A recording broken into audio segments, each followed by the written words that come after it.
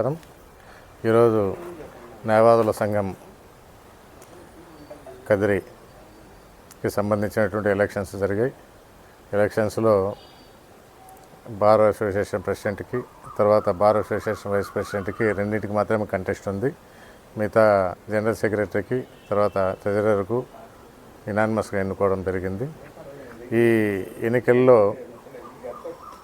దాదాపుగా 72 ఓట్లు నాకు రావడం, నా ప్రత్యర్థికి 29 ఓట్లు రావడం జరిగింది. దాదాపుగా నాకు 43 ఓట్ల మెజార్టీ రావడం జరిగింది. ఈ నా విజయానికి కృషి అయినటువంటి నాతోటి న్యాయవాద మిత్రులకు, న్యాయవాద సోదరిమణులందరికీ కూడా నా హృదయపూర్వక ధన్యవాదాలు, నమస్కారాలు తెలియజేస్తున్నాను. అలాగే బార్ అసోసియేషన్కి సంబంధించినటువంటి అభివృద్ధిలో అందరి సలహాలు తీసుకొని నేను ముందుకు వెళ్తానని చెప్పేసి, కోర్ట్స్కి సంబంధించినటువంటి ఆఫీసర్స్ అపాయింట్మెంట్ అయితే ఏముంది, కోర్టుకు అడిషనల్ కోర్టు తీసుకురావడం అనేటువంటి విషయాలు కూడా ఇంతకుముందే తెలియజేయడం జరిగింది.